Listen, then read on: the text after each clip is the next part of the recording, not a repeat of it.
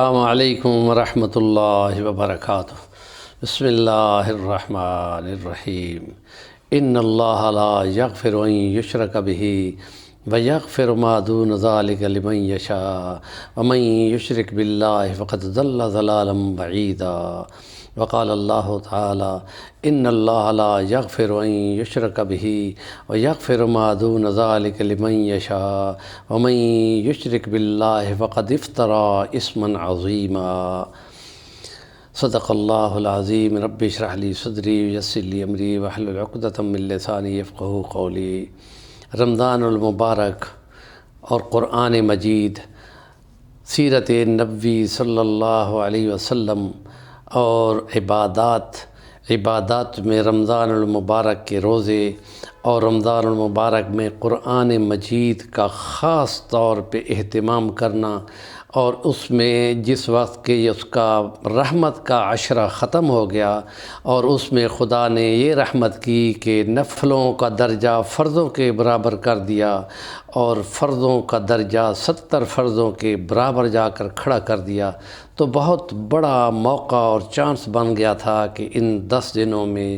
جتنی قضا نمازیں ہیں اور جتنے عبادات ہیں وہ ساری لوٹائی جائیں اور ذکر اذکار زیادہ سے زیادہ کیے جائیں۔ اب دوسرا عشرہ شروع ہو گیا ہے اور اس کا مینیو یا اس کا ماٹو وہ ہے استغفار،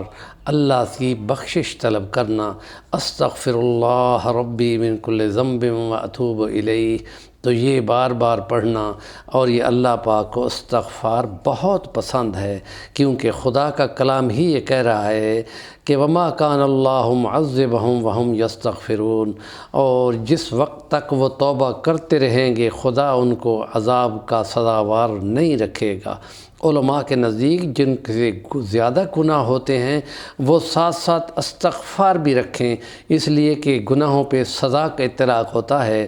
تو استغفار کی وجہ سے اس کا معاملہ پینڈنگ میں چلا جائے گا، اور یہ بھی ہو سکتا ہے کہ رمضان المبارک مل جائے اور پھر توبہ قبول ہو جائے، کہ نبی پاک نے ایک موقع پہ آمین آمین آمین کہی تھی کہ جبرائیل امین آئے تھے اور انہوں نے نبی پاک صلی اللہ علیہ وسلم کے سامنے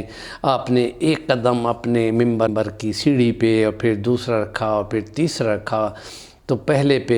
انہوں نے آمین کہی، دوسرے پہ آمین کہی، تیسرے پہ آمین کہی۔ اس کے بعد صحابہ نے پوچھا یا رسول اللہ آج آپ نے وہ کام کیا جو ہم نے پہلے آپ سے نہیں سنا تھا؟ آپ فرمایا ہاں، جبرائیل میرے سامنے نمودار ہوا اور اس نے کہا کہ جو رمضان المبارک پالے اور اپنی بخشش نہ کرا سکے تو اللہ کی رحمت سے دور ہو یا ہلاک ہو جائے، تو میں نے کہا آمین۔ اور پھر دوسرے پہ کہ جو والدین بوڑھے کو پائے اور خدمت کر کے جنت نہ پا سکے، ہلاک ہو جائے، تو میں نے کہا آمین۔ اور تیسرے پہ کہ جب اے نبی آپ کا ذکر ہو اور وہ درود نہ پڑھے تو ہلاک ہو، تو میں نے کہا آمین۔ تو اس رمضان مبارک میں جو مغفرت کا خاص عشرہ بھی جا رہا ہو اور وہ اپنے گناہوں کی تلافی نہ کرا سکے، تو نبی کے فرمان کی روح سے وارننگ موجود ہے۔ اور ایک اور مسئلہ ہے کہ جو قرآن کی 2 آیات آپ کے سامنے پڑھی ہیں کہ بے شک اللہ تعالیٰ اس کو نہیں بخشتا